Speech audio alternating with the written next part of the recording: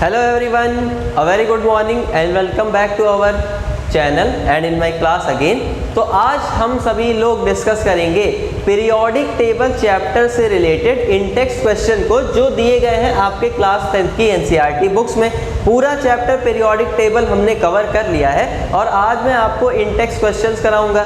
दो टाइप के देखिए क्वेश्चंस आपको मिलेंगे, एक तो एक्सरसाइजेज होती हैं जो चैप्टर के एंड में दी गई होती हैं, दूसरे होते हैं इंटेक्स क्वेश्चंस जो आपके चैप्टर के बीच में ही पोर्शन वाइज दिए गए होते हैं जो टॉपिक से रिलेट करते हैं। तो आज मैं आपको उन्हीं इंटेक्स क्वेश्चंस के बारे में बताऊंगा, बट उसके लिए आपको करना बस इतना है कि आप अपनी एनसीईआरटी टेक्स्ट बुक लेकर अपने सामने बैठ जाइए, बिकॉज जो भी क्वेश्चन मैं यहाँ से पढ़ूंगा वो क्वेश्चन आप उसी टेक्स्ट बुक की हेल्प से रीड करते जाइएगा। मैं भी इस तरफ से करूँगा, आप भी एक तरफ से उसे रीड करते जाइएगा, ठीक है। वीडियो को पॉज करके तुरंत अपनी एनसीईआरटी टेक्स्ट बुक आप सभी हाथ में लेकर सामने ओपन करके पीरियोडिक टेबल चैप्टर बैठ जाइए, ओके।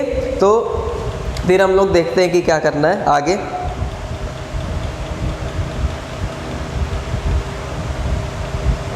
फाइन, तो अब तक तो आई होप आप सबने बुक निकाल ही ली होगी। चलिए पहला क्वेश्चन जो है वो मैं पढ़ता हूँ यहाँ पर आप लोग के सामने, आप लोग भी देखते जाइएगा कि क्वेश्चन कैसा है, अच्छा है, ख़राब है, कैसा है, मैं आप लोग को बता दूंगा। ख़राब मतलब कि इजी है या टफ है, कैसा है, ये मैं आपको बताते चलूँगा, ठीक है। फर्स्ट क्वेश्चन जो है इंटेक्स क्वेश्चन है, आप सभी इंटेक्स क्वेश्चन ओपन करिएगा और आई थिंक ये क्वेश्चन आपको शायद पेज नंबर 81 पे मिल जाएंगे, ठीक, उस पर आप देखिए।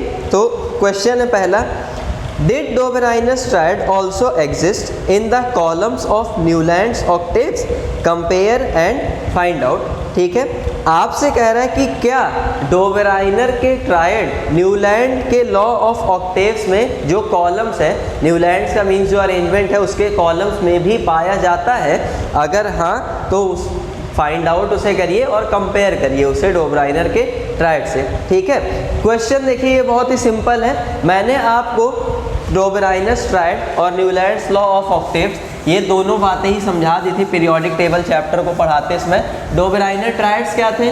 डोबेराइनर ने कोशिश की थी कि सिमिलर प्रॉपर्टीज़ वाले एलिमेंट्स को एक ग्रुप में करके रख दिया जाए और उसके बाद जो है जो भी उन्होंने 3 ट्रायड बना लिए थे उसके अकॉर्डिंग उन्होंने अपना एक एटॉमिक वेट के एवरेज वाला एक लॉ भी दिया था।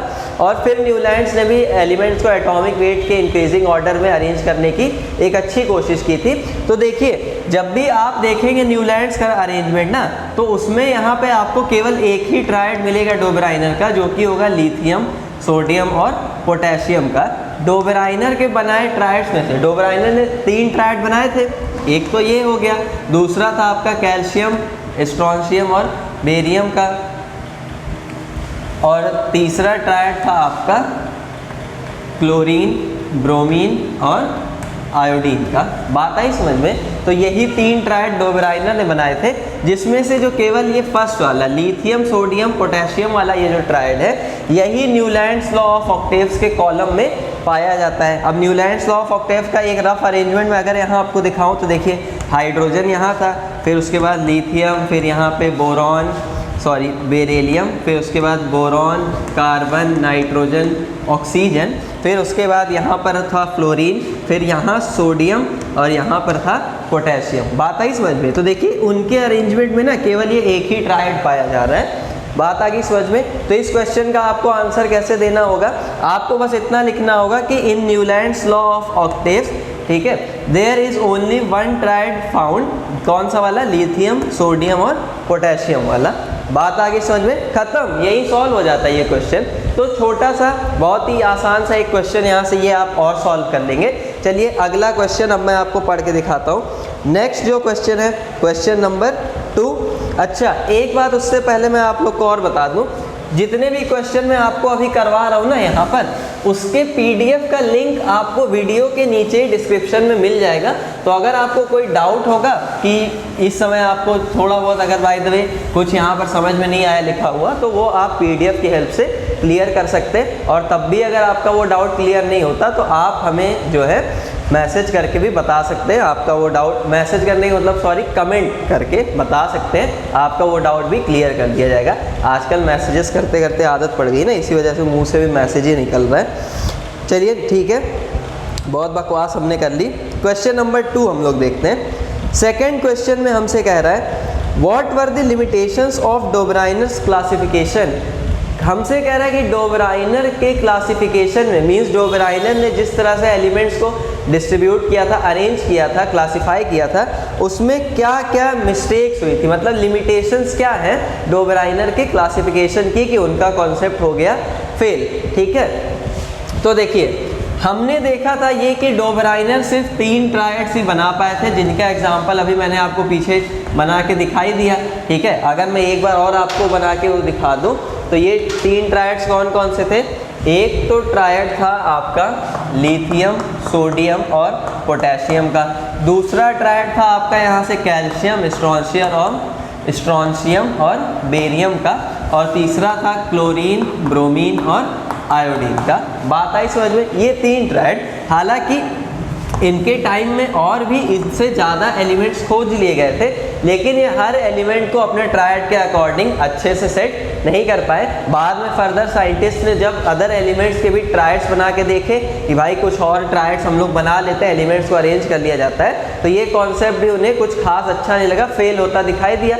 एलिमेंट्स ट्रायड के अकॉर्डिंग अच्छे से सेट नहीं हो पा रहे थे। तो यही थी लिमिटेशन डोबराइनर के क्लासिफिकेशन की कि इनका जो क्लासिफिकेशन था वो कुछ लिमिटेड एलिमेंट्स तक ही अप्लाई हो पाया, उसके बाद अप्लाई नहीं हो सका। बात आगे समझ में। इतना बस आप लिख देंगे इस क्वेश्चन के आंसर में तो आपको यहाँ पर पूरे मार्क्स दे दिए जाएंगे। देखिए क्वेश्चन की जो थ्योरी है वो हमेशा आप कोशिश किया करिए अपनी लैंग्वेज में लिखने की। यही रीज़न है कि मैं आपको यहाँ पर कोई थ्योरेटिकल पोर्शन नहीं बता रहा हूँ लिख के कि थ्योरी किस तरह से आपको लिखनी है, बिकॉज थ्योरी की लैंग्वेज आपकी अपनी होनी चाहिए। एग्जामिनर भी आपसे यही एक्सपेक्ट करता है, आपको जो टीचर पढ़ा रहे हैं, मैं हूँ चाहे कोई भी हो, वो आपसे यही एक्सपेक्ट करेगा कि थ्योरी आपकी अपनी लैंग्वेज की हो। बात आई समझ में। इसी वजह से मैं आपको कोई थ्योरी यहाँ प्रोवाइड नहीं कर रहा हूँ। हाँ, पीडीएफ नोट्स की आप हेल्प ले सकते हैं डिज़ाइन करने के लिए, डिज़ाइन को समझने के लिए कि आपकी थ्योरी का डिज़ाइन कैसा हो। बात आ गई समझ में। चलिए इसके बाद हम लोग देखते हैं अपना थर्ड क्वेश्चन, तीसरा इंटेक्स्ट क्वेश्चन जो है हमारा। इसमें हमसे कह रहा है what were the limitations of Newlands law of octaves. अभी ऊपर वाले क्वेश्चन में हमसे डोबराइनर के लॉ की लिमिटेशंस पूछ रहा था और अब यहाँ पर हमसे न्यूलैंड्स लॉ के लिमिटेशंस के बारे में पूछा गया है। ठीक है, देखिए करना कुछ नहीं है, बिल्कुल एकदम सिंपल सा ही है। अगर हम लोग न्यूलैंड्स लॉ की लिमिटेशंस की देखिए बात करें तो न्यूलैंड्स लॉ में हमने पढ़ा था कि न्यूलैंड्स ने एलिमेंट्स को देन नोन, जो भी उनके टाइम में नोन एलिमेंट्स थे, उनको अरेंज किया था किसमें, एटॉमिक मासेस के बढ़ते हुए ऑर्डर में, एटॉमिक मासेस के इंक्रीजिंग ऑर्डर में। बात आई समझ में। अब ये एटॉमिक मासेस के इंक्रीजिंग ऑर्डर में अरेंज किया तो कैसे किया, सबसे पहले इधर हाइड्रोजन छोटे से स्टार्ट किया, बड़े तक गए, फिर उसके बाद ये आपने देखा लिथियम, फिर उसके बाद बेरिलियम, बोरॉन, कार्बन, नाइट्रोजन, फिर उसके बाद ऑक्सीजन, फिर यहाँ फ्लोरीन, फिर यहाँ पे सोडियम, फिर ऐसे पोटेशियम। ठीक है, इसी तरह से इसके नीचे मैग्नीशियम वगैरह, फिर बोरॉन के नीचे एल्यूमिनियम, फिर यहाँ पे सिलिकॉन, फॉस्फोरस, सल्फर, और इसी तरह से उन्होंने अपना अरेंजमेंट आगे भी बढ़ाया। लेकिन उनके अरेंजमेंट में देखिए मिस्टेक्स क्या थी।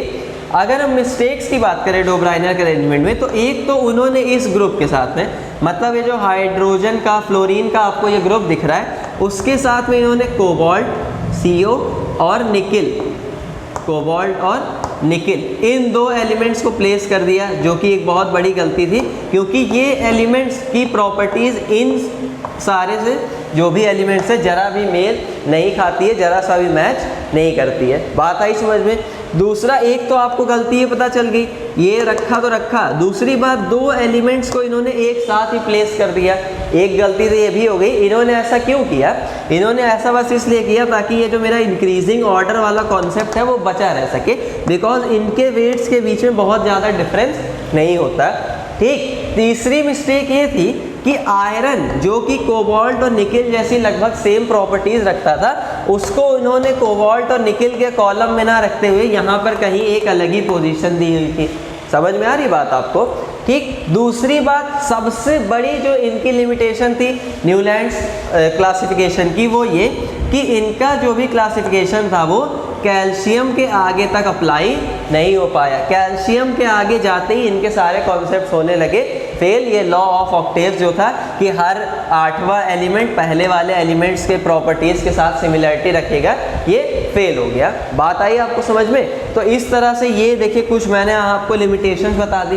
पहली लिमिटेशन क्या सबसे बड़ी, कि कैल्शियम के आगे ये अप्लाई नहीं हो पाया। दूसरा, कोबाल्ट और निकेल को इन्होंने अनमैच्ड कॉलम्स में रखा जिनकी प्रॉपर्टीज़ इनसे ज़रा भी मैच नहीं करती थी। आयरन को इन्होंने कोबाल्ट और निकेल से दूर रखा जिसकी प्रॉपर्टीज़ इससे काफ़ी हद तक मैच खाती थी। बात आई समझ में? ये कुछ लिमिटेशंस थी जो कि आप लिख सकते हैं न्यूलैंड्स लॉ ऑफ ऑक्टेव्स की जब भी आपसे मिस्टेक्स या लिमिटेशंस के बारे में पूछा जाए। बात आ गई ना एकदम समझ में बढ़िया से?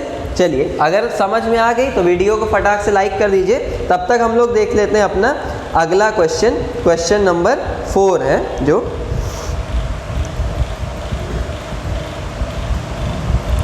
चलिए क्वेश्चन नंबर 4 जो है इंटेक्स क्वेश्चंस का ही। अब यहाँ पे देखिए 4 मैं बोल रहा हूँ बिकॉज मैं एकदम स्टेप वाइज कराते जा रहा हूँ। हालांकि ये पेज नंबर 85 पे आपको सेकंड इंटेक्स क्वेश्चन का जो कॉलम है उसका फर्स्ट क्वेश्चन है, ठीक है।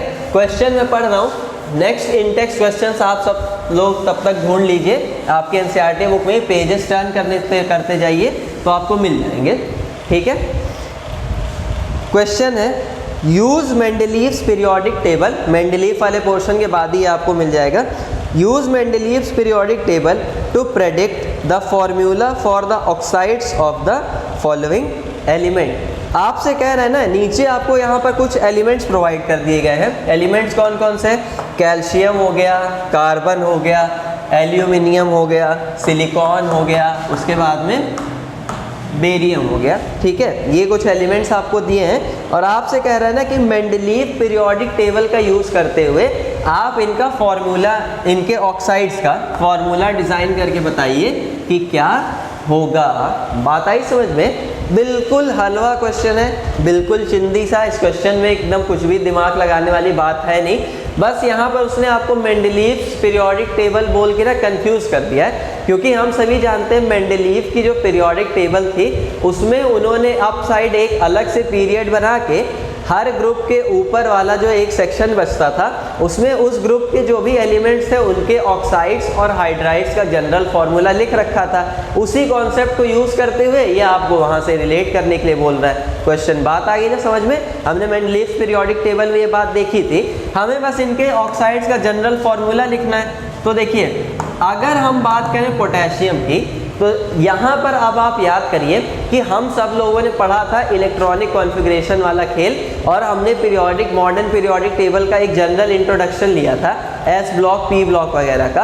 अब वो यहाँ पर देखिए कितना यूज़फुल होता है ना, आपको मैं बताता हूँ। कैल्शियम की देखिए अगर हम लोग बात करें तो हमें मालूम है कि हाँ कैल्शियम एस ब्लॉक में होता है, ठीक है। कैल्शियम के बारे में हम लोग ये जानते हैं कि एस ब्लॉक में होता है और वो भी एस ब्लॉक के साथ साथ ये फर्स्ट ग्रुप में होता है, सही है ना।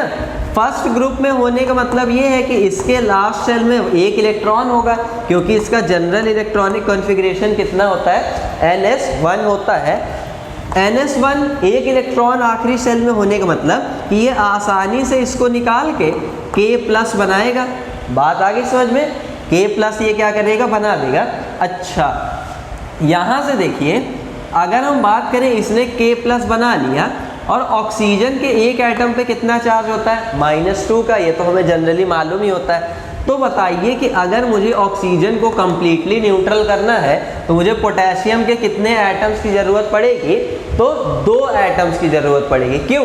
क्योंकि देखिए अगर एक को हमने इससे अटैच किया तो इसका +1, इस पर देखिए टोटल 2 यूनिट का माइनस चार्ज है। एक पॉजिटिव एक नेगेटिव को कैंसिल कर देगा, ख़त्म कर देगा। बात आई समझ में? और जब एक दूसरा और पोटेशियम इससे जुड़ेगा तो वो उसके दूसरे नेगेटिव चार्ज को भी ख़त्म करके न्यूट्रल कर देगा।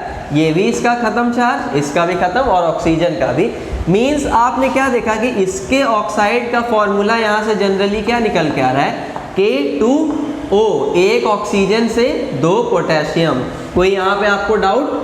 कोई डाउट यहाँ पे हमको नहीं होना चाहिए बिल्कुल भी, क्योंकि ये सारी चीज़ें हम पहले ही पढ़ चुके हैं। बात आ रही ना आपको एकदम समझ में? चलिए, इसी तरह से देखिए अगर हम लोग कार्बन का देखा जाए, जनरल फार्मूले की बात करें इसके ऑक्साइड के, तो देखिए कार्बन कार्बन हमें मालूम है कहाँ होता है, पी ब्लॉक में, और पी ब्लॉक में होने के साथ साथ ये ग्रुप 14 का मेंबर है।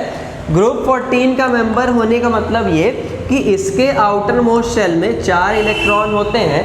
देखिए NS2 और NP2 यहाँ से, तो टोटल देखिए कितने हो गए, 2 और 2 मिला के 4 इलेक्ट्रॉन्स। ये सारी चीज़ें हम लोगों ने इलेक्ट्रॉनिक कॉन्फ़िगरेशन वाले लेक्चर में देखी थी।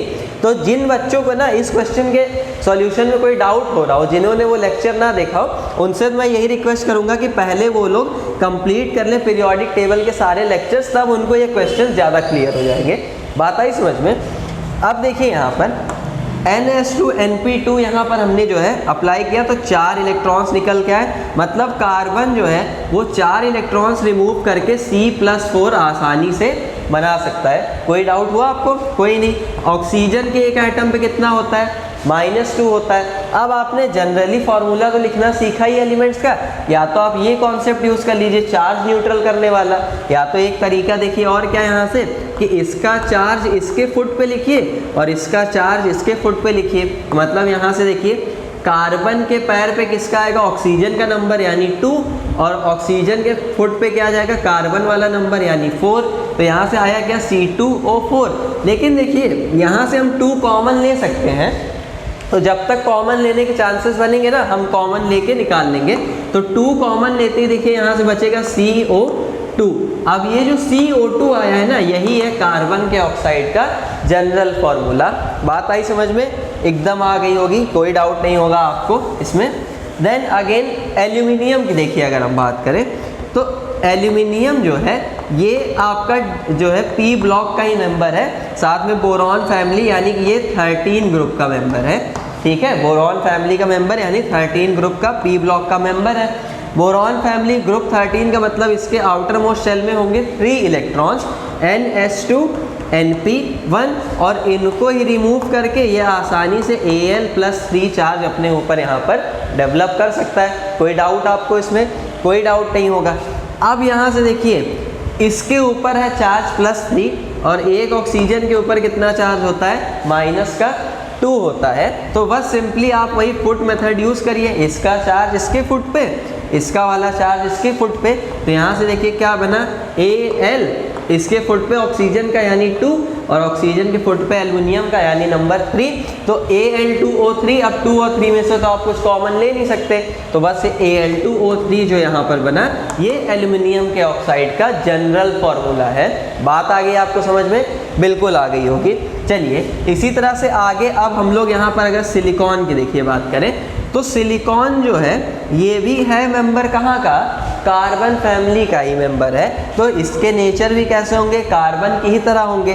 कार्बन के ऑक्साइड का जनरल फार्मूला यहाँ पे आपको क्या दिख रहा है, CO2 में सिलिकॉन के ऑक्साइड का भी जनरल फार्मूला कैसा होगा, CO2 ही होगा। बिकॉज मेंडलीव पीरियोडिक टेबल में हमने देखा था कि एक ग्रुप के जितने भी एलिमेंट्स थे उनके ऑक्साइड्स और हाइड्राइड्स का जनरल फार्मूला सेम होता था। बात आई समझ में? तो कार्बन का CO2 तो सिलिकॉन का भी SiO2 यहाँ से फॉर्मूला हो जाएगा इसके जनरल ऑक्साइड का। इसी तरह से अगर हम लोग देखिए बात करें यहाँ पर Ba के केस में, तो Ba यानी बेरियम। अब बेरियम हमें मालूम है S ब्लॉक के ग्रुप 2 का मेंबर है। ग्रुप 2 का मेंबर होने का मतलब कि इसके आउटर मोस्ट शेल में होंगे 2 इलेक्ट्रॉन्स, और 2 इलेक्ट्रॉन्स को ईजिली निकाल के ये बना सकता है Ba+2 आयन। और एक ऑक्सीजन एटम पे कितना चार्ज होता है, -2। तो देखिए यहाँ से इसका +2 इसका -2, टोटल तो ऐसे ही 0 हो जा रहा है। तो इसका इसके फुट पे, इसका इसके फुट पे गया, तो Ba के फुट पे 2 और ऑक्सीजन के फुट पे 2। अब यहाँ से 2 कॉमन ले लेंगे जब हम, तो यहाँ फाइनली बचा क्या, BaO। तो ये जो BaO यहाँ पर बन रहा है ये हो गया हमारा बेरियम ऑक्साइड यानी बेरियम के ऑक्साइड का जनरल फॉर्मूला। बात आ गई समझ में?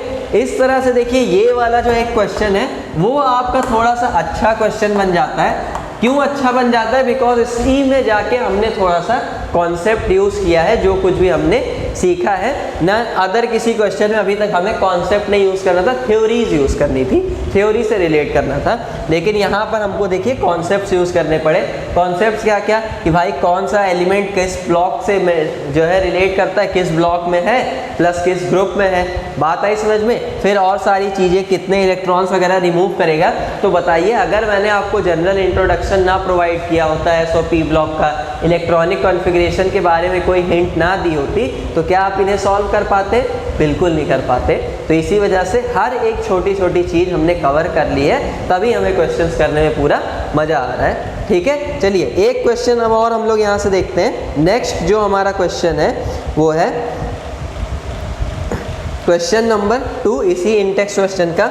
Besides gallium which other element have since been discovered that were left by Mendeleev in his periodic table? any two। ठीक है, क्वेश्चन की लैंग्वेज देखिए बहुत ही घटिया लिखी हुई है, एकदम टेढ़ा क्वेश्चन की लैंग्वेज बना दिया है। क्वेश्चन में कुछ है नहीं, बस इसकी लैंग्वेज देख के आपको ये लगेगा कि ओहो ये तो मंगल ग्रह का सवाल आ गया भाई, हमसे तो होने वाला नहीं है। तो बिल्कुल हो जाएगा आपसे, बताता हूँ ना क्वेश्चन क्या कह रहा है। क्वेश्चन आपसे कह रहा है, क्वेश्चन क्या कह रहा है वो छोड़िए, पहले ये बताइए, मैंने आपको मेंडलीव पीरियोडिक टेबल पढ़ाते समय ये बताया था कि मेंडलीव बहुत अच्छे प्रेडिक्शन भी करते थे एलिमेंट्स के बारे में। इसी वजह से उन्होंने अपनी पीरियोडिक टेबल में कुछ जगह गैप्स छोड़ रखे थे कि फ्यूचर में जो एलिमेंट्स डिस्कवर किए जाएंगे वो इन गैप्स में भी रखे जा सकते हैं। यही सबसे बड़ा एडवांटेज था उनकी पीरियोडिक टेबल का। अदर साइंटिस्ट ने तो ये मान लिया था कि भैया अब कोई भी नया एलिमेंट खोजा नहीं जाएगा, ठीक है, लेकिन मेंडलीव भाई साहब को यकीन था। अब इस क्वेश्चन में ना आपसे उनकी उसी प्रेडिक्शन वाली प्रॉपर्टी से क्वेश्चन बना रहा है। वो क्या कह रहा है कि आप उन दो एलिमेंट्स के नाम बताइए, ठीक है, गैलियम को छोड़कर, गैलियम को उसने बोल दिया आप छोड़ दीजिए, गैलियम को छोड़ के उन दो एलिमेंट्स के नाम बताइए जिनके लिए मेंडलीव ने अपनी पीरियोडिक टेबल में गैप छोड़ दिया था और वो मेंडलीव पीरियोडिक टेबल बनने के बाद डिस्कवर हुए। बात आ गई समझ में? क्वेश्चन आपको पूरा कंप्लीटली एकदम समझ में आ गया होगा। अब वो दो एलिमेंट्स, तो ये देखिए जो क्वेश्चन है ना वो डिपेंड करता है ना कि भैया आपका भेजा ये जो प्रोसेसर यहाँ लगा हुआ है वो कितना काम करता है, क्वाड कोर है, डुअल कोर है कि ऑक्टा कोर है। मतलब कहने का ये है कि जितना ज़्यादा आप याद रख पाएंगे तभी इस क्वेश्चन को सॉल्व कर पाएंगे, क्योंकि ये तो एकदम एक तरीके से जीके का क्वेश्चन हो गया कि अगर याद है तो हो जाएगा, नहीं तो फिर तो न होना नहीं हो तो मालूम है ही हमको, ठीक है। तो मैं आपको डायरेक्टली बता रहा हूँ इस क्वेश्चन का सॉल्यूशन। देखिए 3 गैप्स छोड़े थे मेंडलीव ने, जनरली और भी कई गैप्स थे बट हम 3 के बारे में मेनली बात करते हैं। उसमें से एक गैप था किसके लिए? एक का एल्यूमिनियम के लिए, एक का एल्यूमिनियम, ठीक है। दूसरा गैप जो था आपका वो था एक का सिलिकॉन के लिए, एक का सिलिकॉन, और जो आपका तीसरा गैप था वो तीसरा गैप था एक का बोरॉन के लिए, एक का बोरॉन के लिए, ठीक है। अब ये जो मेंडलीव ने नाम रखे थे इन एलिमेंट्स की, मेंडलीव ने बेसिकली एलिमेंट्स की पोजीशंस को नाम दिया था। एका एल्यूमिनियम मतलब जो भी आएगा एल्यूमिनियम के नीचे वो एल्यूमिनियम जैसी प्रॉपर्टी रखने वाला होगा। दिस एका वर्ड्स मीन्स एक और, तो एका एल्यूमिनियम मतलब एल्यूमिनियम जैसा एक और। उसी तरह से एका सिलिकॉन एंड एका बोरॉन। एका एल्यूमिनियम को बाद में जब डिस्कवर किया गया तो इसका नाम रखा गया गैलियम, ठीक है। एका सिलिकॉन जब डिस्कवर हुआ बाद में तो इसका नाम रखा गया जर्मेनियम, और जब एका बोरॉन डिस्कवर हुआ तो इसका नाम रखा गया स्कैंडियम, स्कैंडियम, ठीक है। अब भाई साहब ये 3 तो हो गए, 3 पोजीशंस के बारे में हमने बात करनी थी, 3 एलिमेंट्स हमने यहाँ पर देख लिए कि कौन सी पोजीशन पे कौन सा वाला एलिमेंट आया। वो हमसे बोल रहा है गैलियम को तो आप छोड़ ही दीजिए, तो गैलियम को छोड़ के बचे 2, जर्मेनियम और स्कैंडियम। तो ये आप लिख देंगे, 2 मार्क्स तो आपके कोई हिला ही नहीं सकता, वो आपको मिलने ही मिलने हैं। बात आ गई ना एकदम समझ में? तो ये क्वेश्चन डिपेंड करेगा आपकी याद रखने की टेंडेंसी, याद रखने की कैपेसिटी के ऊपर कि आप कितना ज़्यादा चीज़ों को समझ के याद रख सकते हैं। बात आई ना समझ में आपको? चलिए नेक्स्ट हम लोग देख लेते हैं यहाँ पर अगला क्वेश्चन जो है हमारा, और क्वेश्चन नंबर 3 वो है what were the criteria used by Mendeleev in creating his periodic table. तो ये एकदम छोटा सा थ्योरेटिकल क्वेश्चन है। क्वेश्चन में आपसे ये बोल रहा है कि मेंडलीव ने कौन से कॉन्सेप्ट को यूज़ किया, क्या क्राइटेरिया यूज़ किया अपनी पीरियोडिक टेबल को बनाने के लिए। तो आप सबको भी मालूम है कि मेंडलीव ने क्या आइडिया लगाया था कि एलिमेंट्स को अगर हम एटॉमिक ऑर्डर के इंक्रीजिंग ऑर्डर में, मतलब एलिमेंट्स को एटॉमिक मास के इंक्रीजिंग ऑर्डर में अगर हम अरेंज कर देंगे, तो इसी अरेंजमेंट के ऊपर उन्होंने अपनी पूरी पीरियोडिक टेबल बना दी थी। लेकिन बीच बीच में उन्होंने कुछ जगह पे इस ट्रेंड्स को तोड़ भी दिया था। और ट्रेंड उन्होंने क्यों तोड़ा था? ताकि सिमिलर प्रॉपर्टीज़ वाले एलिमेंट्स एक ही सिमिलर ग्रुप में आ सके। तो इस क्वेश्चन के आंसर को आप इस तरह से लिख सकते हैं कि मेंडलीफ ने अपनी पीरियोडिक टेबल को बनाने के लिए इंक्रीजिंग एटॉमिक वेट यानी इंक्रीजिंग एटॉमिक मास का कॉन्सेप्ट यूज़ किया। साथ ही साथ में इस चीज़ का भी ध्यान रखा कि सिमिलर प्रॉपर्टीज़ वाले एलिमेंट्स सिमिलर ग्रुप्स में लाया करें। बात आ गई समझ में पूरी तरीके से? एकदम इसमें कोई डाउट कुछ भी नहीं। लैंग्वेज आपकी अपनी होगी, इसी वजह से मैं आपको कुछ भी थ्योरी वगैरह प्रोवाइड नहीं कर रहा हूँ। ठीक, ओके। चलिए अगला क्वेश्चन हम लोग देख लेते हैं। क्वेश्चन नंबर 4 जो है यहाँ पर हमारा क्वेश्चन नंबर 4 और आज की क्लास का ये लास्ट क्वेश्चन, जिसमें हमसे कह रहा है why do you think the noble gases are placed in a separate group. आपसे कह रहा है कि आपको ऐसा क्यों लगता है कि नोबल गैसेस को एक सेपरेट ग्रुप में हमें रखना चाहिए। तो देखिए भैया, इसका सिंपल सीधा साधा फंडा ये है कि नोबल गैसेस की अगर हम बात करें, जैसे हीलियम, नियॉन हो गया, आर्गन, क्रिप्टॉन, जिनॉन, रेडॉन, ये सभी के सभी क्या है? नोबल गैसेस जो पीरियोडिक टेबल के ग्रुप 18 में यहाँ पर लाया करती हैं। बात आई समझ में? तो देखिए, प्लीज डोंट डिस्टर्ब। तो यहाँ पर नोबल गैसेस ग्रुप 18 में लाया करती हैं। क्वेश्चन हमसे क्या किया है कि आपको ऐसा क्यों लगता है कि नोबल गैसेस को हमें एक सेपरेट ग्रुप में रखना चाहिए। तो सिंपल सा फंडा यहाँ पर ये है ना कि ये नोबल गैसेस वो गैसेस हैं जो कि लीस्ट रिएक्टिव होती हैं। एक बात तो ये कैसी होती है? Least reactive. लीस्ट रिएक्टिव मतलब इनकी रिएक्टिविटी ना एकदम ना के बराबर होती है। ये एलिमेंट्स से बहुत ज़्यादा रिएक्शन करना नहीं चाहती जनरली किसी भी एलिमेंट्स के साथ। ठीक है, हालांकि कुछ गैसेस इसमें से रिएक्टिव भी पाई गई हैं, जैसे जिनॉन वगैरह हो गए, इनके कंपाउंड्स भी पाए जाते हैं। यही सबसे ज़्यादा रिएक्टिव है देखा जाए तो इन सब में। बट अभी आपको इतना डीप कॉन्सेप्ट यूज़ करते हुए या नहीं चलना है, बिकॉज अभी आप क्लास 10th में हैं, चीज़ें आपको बेसिक पढ़नी है, तो धीरे धीरे हम सब कुछ पढ़ेंगे। ठीक, तो आप बोलेंगे क्या? लीस्ट रिएक्टिव मान के चलेंगे कि कोई भी इसमें से रिएक्शन नहीं करता। अब इनकी जो प्रॉपर्टीज़ है वो पीरियोडिक टेबल के अदर एलिमेंट्स की प्रॉपर्टीज़ से बिल्कुल अलग है। मीन्स ना तो भैया ठीक से ये मेटल्स ही है ना नॉन मेटल, हालांकि आएंगे तो नॉन मेटल्स की कैटेगरी में। बट हम प्रॉपर्टीज़ की अगर बात करें तो इनकी प्रॉपर्टीज़ पीरियोडिक टेबल के अदर एलिमेंट्स की प्रॉपर्टीज़ से बिल्कुल अलग है। ये किसी की भी ऐसी प्रॉपर्टीज़ शो नहीं करती, बिकॉज ये तो रिएक्टिविटी ही नहीं है इनकी एकदम। ठीक, दूसरी बात ये कि पीरियोडिक टेबल के जितने भी एलिमेंट्स हैं अदर, वो इन्हीं की तरह बनना चाहते हैं, वो इन्हीं के जैसा इलेक्ट्रॉनिक कॉन्फ़िगरेशन अपनाना चाहते हैं स्टेबल होने के लिए। बात आ रही ना आपको समझ में? और दूसरा, इनका और एटॉमिक ऑर्बिटल वगैरह सब कुछ फुली फिल्ड होता है, सबसे ज़्यादा ये स्टेबल होती हैं। तो इन सब रीजंस को देखते हुए हमें यही लगता है ना कि भाई इनको जब ये इतनी खास है ये गैसेस, तो एक अलग ग्रुप हमें इनको देना ही देना चाहिए। बात आ रही समझ में? तो इस क्वेश्चन के आंसर में आप यही लिख सकते हैं कि नोबल गैसेस जैसी प्रॉपर्टीज़ पीरियोडिक टेबल के अदर किसी एलिमेंट्स में नहीं पाई जाती हैं। प्लस दूसरा, हर एलिमेंट इन्हीं की तरह बनना चाहता है, इन्हीं के तरह स्टेबल होना चाहता है। इस वजह से इनके इस इम्पॉर्टेंट रोल को देखते हुए हमें इन्हें एक अलग ग्रुप में पोजीशन देनी चाहिए। बात आ गई समझ में? इस तरह से लिख देंगे आपका, तो ये क्वेश्चन भी एकदम सुपर डुपर हिट हो जाएगा, नंबर आपको पूरे के पूरे मिलने ही मिलने। ठीक है स्टूडेंट्स, तो आज की अपनी क्लास को हम लोग यहीं पर समाप्त करते हैं। नेक्स्ट क्लास में हम लोग रिमेनिंग बचा हुआ एक और टॉपिक है, टॉपिक नहीं, एक और पोर्शन है इन टेक्स्ट क्वेश्चंस का ही, जो मॉडर्न पीरियोडिक टेबल से रिलेट करता है, उसे हम लोग समझेंगे। और फिर इसके बाद हम लोग एक्सरसाइजेस सॉल्व करेंगे। जितने भी क्वेश्चंस हम कवर कर पाएंगे उस लेक्चर में हम कर लेंगे। तब तक आपसे बस इतनी रिक्वेस्ट है कि जितना भी क्वेश्चंस मैंने आज आपको करवाए हैं आज की क्लास में, उनको आप एकदम अच्छे से रिवाइज कर लीजिएगा with the help of given PDF, जिसका लिंक नीचे डिस्क्रिप्शन में आपको दिया जा रहा है। ठीक है, पूरी हेल्प उसकी लीजिएगा। अगर तब भी रेदर आपको कोई डाउट बच जाता है तो आप उस डाउट को कमेंट बॉक्स में अपना लिख के, सर मुझे इस क्वेश्चन में डाउट है, भेज दीजिएगा, आपको जो भी हेल्प होगी वो वहाँ से प्रोवाइड कर दी जाएगी। Till then stay safe from corona virus. अपने हाथों को सैनिटाइज करना मत भूलिएगा। मिलते हैं हम लोग अपनी अगली क्लासेस में। बाय।